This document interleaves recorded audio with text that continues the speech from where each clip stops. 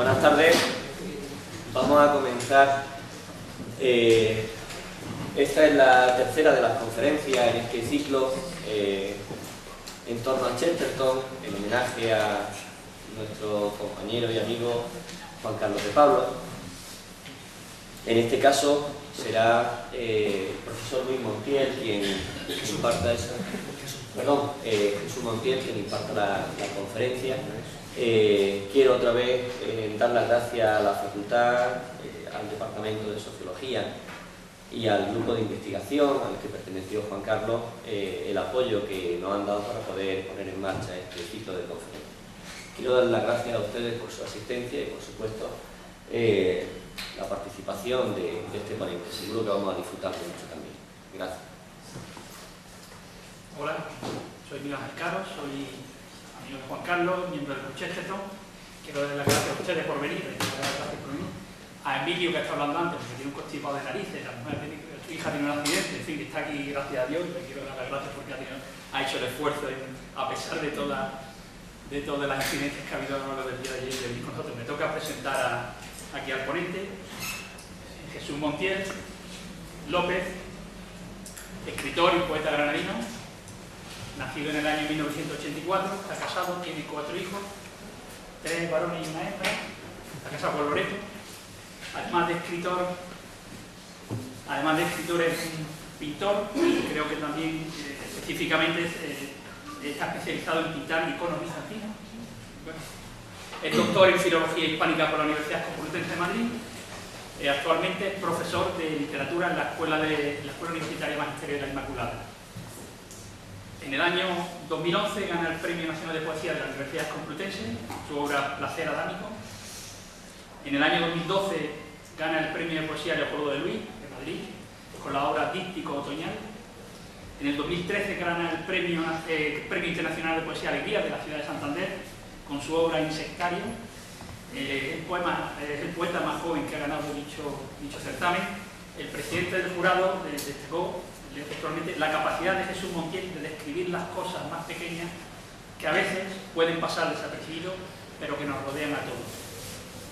Ese mismo año, en el 2013, es finalista del Premio Donay con su obra La Puerta Entreabierta. Y en el 2015 gana el concurso de microcuentos que convoca la revista Contrapunto, que publica la Universidad de Alcalá de Henares, por el relato Impacto contra la realidad al caer desde un tercer pueblo. Tiene además un blog de literatura llamado Gratulatorio, donde escribe y recoge sus reflexiones, entre ellas una concreta que habla de Chesterton, que dice: toda la literatura de Chesterton es luminosa, y esa luz proviene de ese mismo ejercicio, mirar el mundo como un niño. También tiene una cita: vivimos empleando símbolos, cosas que significan, que nos transportan a un significado. La poesía no es un truco que torna lo horrible en algo hermoso, es justamente lo contrario. Descubre que lo que parece cotidiano es milagroso. En fin, el motivo de que Jesús esté aquí con nosotros, curiosamente, se debe a la entrada que hizo en nuestro blog, en el Chesterton blog que creó Juan Carlos, un colaborador y seguidor del blog y un residente en Oviedo, en el norte de España, Alfonso Paredes, quien aludía en una entrada que hizo a este poeta granadino. Es curioso que tengan que venir del norte, del Oviedo, y tengan que aludir a los artistas que tenemos aquí en Granada. Alfonso Paredes, el que hizo esta entrada, tras el fallecimiento de Juan Carlos y el consiguiente parón del blog, rompió el hielo y se atrevió a publicar un artículo que, si me permiten ustedes, paso a leer rápidamente, muy corto, no voy a extenderme mucho. Dicho artículo incluye un poema de Jesús Montiel, al cual pido disculpas porque seguramente lo leeré mal, me equivocaré al leerlo y estropearé su poema, pero bueno, es lo que hay. En la entrada la publicó Alfonso Paredes en el blog, en el Chesterton blog, el día 12 de mayo del año 2015. Y dice así: show must go on, me dije, y a continuación tomé aliento. Me parecía, y me parece, una buena idea seguir adelante con este blog. Así lo querría sin duda su fundador y principal artista. Así que, libro en mano, volví a los relatos del padre Brown, a esa prosa que ya me resulta tan familiar. Intenté leer, concretarme, seguir la historia que de nuevo presentaba tan discretamente a nuestro sabio Curilla de Nora. Pero no lo logré, lo confieso. Me venían a la cabeza las discusiones epistolares que meses antes había tenido con Juan Carlos de Pablo sobre Chesterton, sobre los chestertonianos, sobre la literatura, las ideas más o menos locas de este mundo apasionante que vivimos. Y, despistado, perdido ya el hilo de la maneja del padre Brown, me vino a la cabeza una poesía sobre la grandeza de la vida corriente. A Juan Carlos, con quien apenas tuve ocasión de hablar de poesía, le hubiera gustado, y creo que me hubiera pedido una entrada, porque habría visto en ella un toque chestertoniano, propio de este cuadrúpedo del hogar que Gilbert formó con su querida Francia. El poema en cuestión se titula Alquimia de las horas, y es de un joven poeta granadino, otra vez Granada, que se llama Jesús Montiel, y que no por casualidad es un consumado experto en Chesterton. El poema dice así: Alquimia de las horas. Alquimia de las horas. No hace falta escapar de la ciudad y habitar con el viento en las montañas. No hay que aprender la lengua de los árboles o construir una cabaña humilde hundida en la quietud de un paisaje milenario.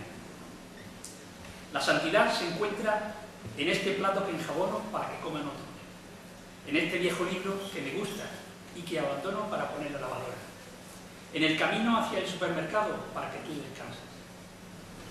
Consiste en aferrarse a lo fugaz, trocar lo cotidiano en amorosa permanencia, predisponer los ojos al asombro y aceptar la misión de ser la piedra que origina las ondas en el charco. Cedo la palabra ya a nuestro ponente Jesús Montiel. Gracias.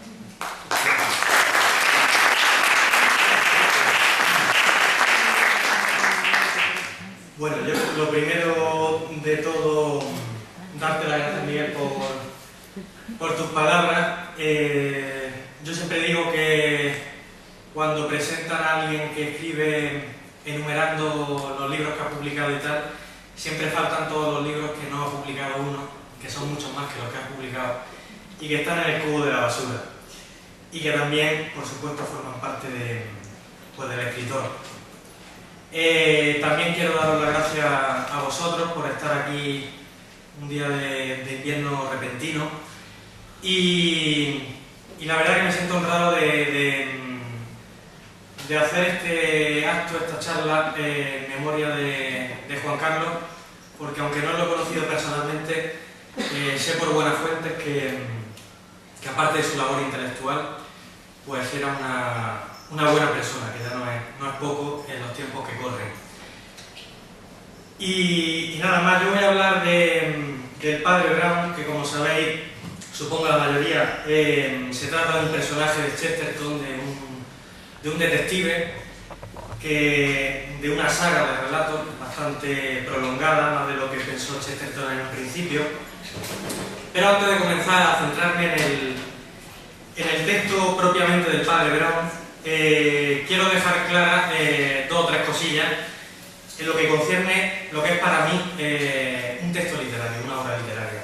Entonces quiero empezar con unas palabras de Andrei Tarkovsky, que creo que algunos conoceréis, que es el director de cine ruso, ya fallecido, y en la que dice, respondiendo a la pregunta del periodista de qué es para él el arte, responde lo siguiente: algunos postulan que el arte ayuda a conocer el mundo como cualquier otra actividad intelectual. Yo no lo creo. Tal vez estemos aquí, en esta vida, para enriquecernos espiritualmente, y el arte sea un medio para llegar a este enriquecimiento. Y luego también quiero traer unas palabras del pintor murciano Ramón Gaya, que escribe en sus diarios, también hablando sobre la obra de arte. Abro comillas. Dice: la obra de arte no es, como se supone, eterna, sino presente, incesantemente presente, viva sin descanso. Entonces, ¿por qué traigo las palabras de Tarkovsky o de Ramón Gaya? O sea, ¿qué tiene que ver esto con Chesterton? Os lo digo porque, me perdonáis que lea de vez en cuando, porque así me siento más seguro, soy tímido. Lo digo porque yo estoy aquí hoy porque me guste más o menos Chesterton. Y me explico. Una obra literaria, una pieza musical, una pintura o la roca si se esculpe, no está sometida al gusto de quien la lee, la escucha, la mira, la toca. Quien se enfrenta a una obra de arte no puede ser como pues aquí un ejemplo, como el consumidor que se acerca al estante de un supermercado y elige un producto en función del gusto o del disgusto. Porque el arte no es un objeto, escapa de la lógica del beneficio, que hoy pues, todo lo empapa, ¿no? Hasta las relaciones humanas. El arte pertenece al reino de las cosas inútiles. Si leo a Chesterton es porque sus textos tienen vida más allá de Chesterton, es decir, le sobreviven. Y una obra de arte, si está viva, tiene más luz o tiene más tiniebla. En unas prevalece lo luminoso sobre lo lóbrego, en otras lo contrario. Chesterton es precisamente de esos pocos ejemplos de escritura luminosa, ebria de regocijo. Chesterton escribe instalado en el entusiasmo, con una alegría desbordante, y hasta se podría decir disparatada. Deseo que nos acerquemos, por tanto, esta tarde a un texto vivo en el que prevalece la claridad sobre la sombra. Yo no vengo, por tanto, aquí, digo aquí como en calidad de conferenciante, no vengo a transmitir unos conocimientos o a dar unos datos, que me parece absurdo. O sea, vengo aquí como testigo de esa alegría de la que habla Chesterton, una alegría transformadora. Pongo aquí no una alegría boba ni beata que olvida lo terrible del mundo y lo diabólico. Una alegría consciente de la existencia del mal, que sabe los crímenes, pero donde la claridad, insisto, tiene la última palabra. Y paso ya a la primera parte de la charla, lo he dividido en tres partes. La primera, donde hablo un poco de la génesis o el origen de los relatos del padre Brown. La segunda, donde me centro ya un poco en el secreto del padre Brown, que es explicar un poco el método que tiene él para perseguir al criminal en comparación con otros detectives de la literatura. Y la tercera, que es como un alegato de defensa de por qué el método del padre Brown creo que es el mejor de todos los métodos detectivescos. Entonces, hecha esta pequeña aclaración sobre el arte o la obra literaria, quiero empezar, antes de abrir las páginas del padre Brown, con la dedicatoria que figura al comienzo del secreto del padre Brown, que como sabéis es el cuarto volumen de la saga, donde se dice, cito literalmente, al padre O'Connor de la parroquia de San Cuber, cuya realidad es más extraña que la ficción, con la mayor gratitud del mundo. Entonces, sabiendo que esta es la dedicatoria, podemos plantearnos la siguiente pregunta como punto de partida. ¿Quién es el padre O'Connor? ¿Y es mera coincidencia que el padre O'Connor se trate de un sacerdote igual que el padre Brown? ¿O es algo azaroso? Para saberlo, tenemos que retroceder a el año 1904 y viajar a Yorkshire. Me perdonáis mi inglés porque de hecho me estoy sacando alrededor. Porque me obligan alrededor, a todo. Que está situado en el norte de Inglaterra, donde Chesterton y Frank, su mujer, pasaban las vacaciones estivales. Pues bien, en la primavera de 1904 recibe Chesterton una carta inesperada redactada por un lector suyo, donde se define el mismo remitente diciendo: soy un sacerdote católico que quiere darle las gracias de corazón por haberle concedido esa clase de espiritualidad que a mi juicio hace que la literatura sea inmortal.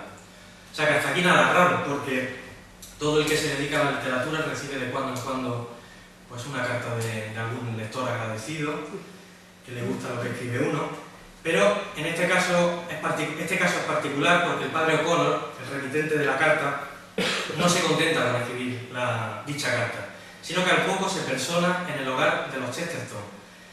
Y tras el primer encuentro personal con el matrimonio, con el padre O'Connor, Chesterton lo describe como un hombre pequeño con cara agradable y expresión de gnomo.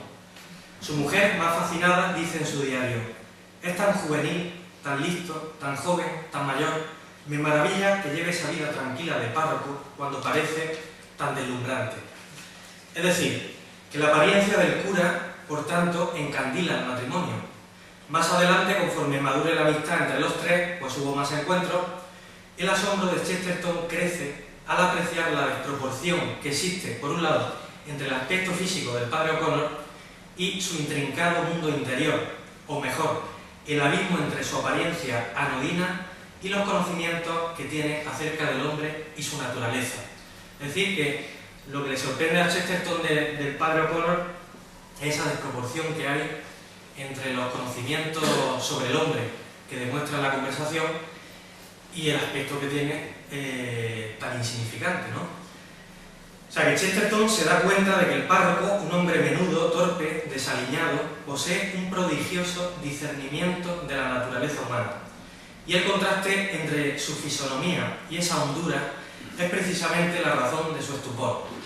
Chesterton comprende que detrás de la sotana del padre O'Connor se esconden los terrores del mundo. Tanto que escribe sorprendido, el padre O'Connor ha sondeado esos abismos mucho más que yo. Y aquí hago un inciso, o sea, ¿a qué abismo se refiere Chesterton? Esa frase no es gratuita porque Chesterton está haciendo memoria y se refiere a su etapa más turbulenta, por llamarlo así, en la adolescencia, cuando está en la universidad con su amigo decadente. Durante esos años en la universidad, Chesterton atraviesa, dicho con sus propias palabras, una etapa de anarquía moral, turbulenta, llena de dudas y tendencias morbosas. En el ambiente académico, Chesterton experimenta el ateísmo influido por sus amigos, incluso practica el espiritismo. Son numerosas las referencias que hace él era un asiduo de la Ouija, por ejemplo. Tenía una atracción por este tipo de cosas. Sumiéndose en lo que él mismo llama, más adelante, un suicidio espiritual. También en su autobiografía cuenta pues, cómo pasaba esos días, ¿no? Tirado en la cama, era en estado más o menos depresivo, y leyendo novelas de Dickens. Como Dostoyevsky, Chesterton afirma, refiriéndose a esta etapa, que podía imaginarse el crimen más tremendo cuando no había cometido ni el más inocente en la realidad. O sea que también sufría como un problema imaginativo, ¿no? Una imaginación así tormentosa, ¿no? Que le proponía crímenes o cosas horribles. Pero Chesterton, en esta etapa de sinsentido, descubre que las imágenes que lo atormentan lo angustian precisamente no porque su alma desee ese mal que la imaginación le propone, sino precisamente porque se rebela contra ese mal.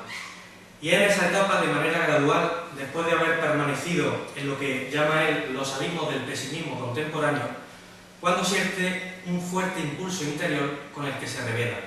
Entonces, para salir a flote de esta etapa, digamos, de crisis existencial, Chesterton idea lo que él mismo llama una teoría mística y rudimentaria. Entonces, ¿en qué consiste esta teoría mística y rudimentaria? Consiste en contemplar el mundo con los ojos del niño, esto es, con el asombro, que es a lo que me refería con la cita que ha dicho Miguel antes. Es decir, que las cosas más triviales, todo cuanto el hombre desatiende a diario, cobra una importancia vital a sus ojos. Es entonces ya instalado en el entusiasmo y el agradecimiento cuando escribe, por ejemplo, un poema en el que da gracias por las piedras de un camino. Desvanecido el fantasma del escepticismo, pues el joven Chesterton se vuelve agradecido. Sabe que la vida es un hecho milagroso, digno de la máxima vigilancia. Pero volviendo ya, hecho este inciso, a las impresiones tras su trato con el sacerdote O'Connor, podemos imaginar a Chesterton en su escritorio apretándose la frente con las manos y con la imagen del padre O'Connor merodeando su cabeza, hasta el chispazo, una idea que germina el texto, el primer resorte que pone en funcionamiento la asombrosa maquinaria de la escritura. Es decir, y esto lo sabemos todos los que escribimos, que los textos surgen normalmente de una idea o de una imagen o de una emoción a la que constantemente le estamos dando vuelta y tarda en manifestarse, pero al final acaba materializándose en forma de escritura, pues una novela, un poema, lo que sea. Y dice Chesterton: surgió en mi mente la idea de dedicar a un fin artístico, se refiere a estas impresiones frente al padre O'Connor, dedicar a un fin artístico y construir una comedia en la que un sacerdote aparentaría no saber nada, conociendo en el fondo el crimen mejor que los propios criminales. Esto lo dice en su autobiografía, que está publicada, creo, en Acantilado, creo. Este es pues el germen o la génesis del personaje literario del que hoy hablo, el padre Brown. Además, si miramos el texto, encontramos un montón de similitudes entre el aspecto de los dos curas, el literal y el literario. Por ejemplo, en uno de los relatos del padre Brown se dice había algo misterioso en su figura, acurrucada como la de un duende. Este duende nos recuerda a lo que escribe Chesterton cuando se enfrenta al padre Brown, que también lo compara con un gnomo. En otro relato dice del padre Brown: daba la impresión de ser una gran seta. Y en un tercero dice: parece mentira que su cabeza redonda contenga semejante universo de razón descabellada. O sea que está claro que tanto el sacerdote literal como el literario comparten una apariencia que desconcierta a las personas que se topan con ellos, quienes tienen la impresión equivocada de tomarlos, podemos decirlo sin miedo, por idiotas. Pero los dos curas, aun poseyendo una apariencia torpe, ocultan un conocimiento del bien y del mal y de sus secuelas en el hombre. O sea que, resumiendo este primer apartado, Chesterton lo que hace es tomar al padre O'Connor como modelo y transformarlo en el padre Brown, el personaje ficticio, para reflejar precisamente este discernimiento que lo ha deslumbrado fuera de las páginas, en la vida que llamamos real y que no es más realidad que la literatura. Así da comienzo Chesterton a una de las sagas más divertidas, esperpénticas y no carente de hondura de la literatura detectivesca. Y aquí paso ya a la segunda parte de la charla, precisamente enlazando con esto que acabo de decir, la literatura detectivesca. O sea que, sabiendo que el padre Brown no es ni mucho menos el inicio del género que llaman los críticos, aunque yo soy muy reacio a esto de las etiquetas, con la literatura, de la literatura detectivesca, ¿qué es lo que diferencia, quiero detenerme en eso, al padre Brown del resto de detectives de la literatura anterior? O sea, ¿por qué nos interesa a nosotros el padre Brown? ¿O qué tiene de diferente su método con Sherlock Holmes, por ejemplo, que es el más conocido? Para saberlo, se hace necesario referirnos a las características de la literatura policial. Aunque hablar así con el lenguaje del crítico, siempre se corre el riesgo de aburrir a quien realmente disfruta de la lectura. Lo primero es algo evidente, que este tipo de literatura, pero también toda la literatura en general, no tendría sentido sin la existencia del mal. Esto que digo aquí lo escuchan algunos compañeros del oficio de escritores contemporáneos y se llevan la mano a la cabeza, ¿no? Porque esto del mal y el bien está un poco confuso hoy en día. Si no estuvieran entre nosotros el ladrón o el asesino, no tendrían sentido sus corolarios, el detective y el policía. Porque ¿qué razón de ser tendría el cuerpo de policía si nadie delinquiese? Su cometido es precisamente limitar los instintos cainistas del hombre, frenarlo, acordonar el mal para atrapar al delincuente.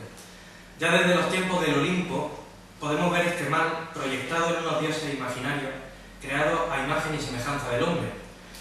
Recordemos, por ejemplo, como aquí a Ícaro, en su deseo por escalar la altura, Medea, cuando despechada mata a su hijo, o Edipo cometiendo parricidio. Es decir, que la culpa se extiende a través de los siglos y tiene su repercusión en la literatura de todos los tiempos, puesto que la literatura no hace otra cosa que hablar del hombre. Y todas las novelas policiales, desde el origen, tienen en común algunos elementos. Entre ellos, como es lógico, el escenario donde se producen los crímenes. Por ejemplo, Edgar Allan Poe elige la calle Morgue, en París, o Arthur Conan Doyle elige Londres.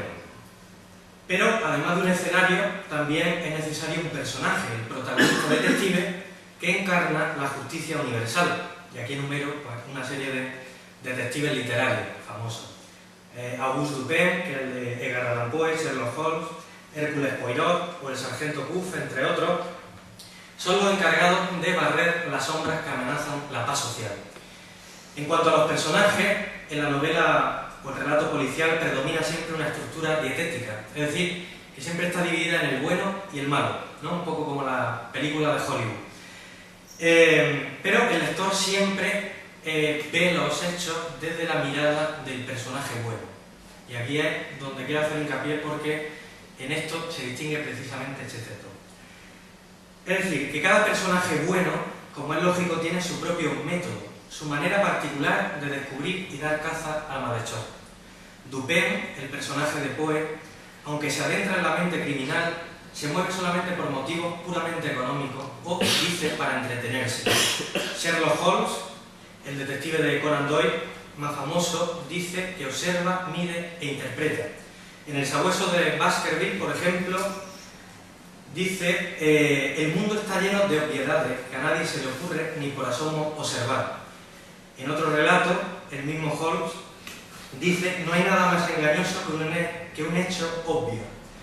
Pero el método del padre Brown es radicalmente distinto, como digo. ¿Y en qué consiste el método del padre Brown? Y ahí me detengo.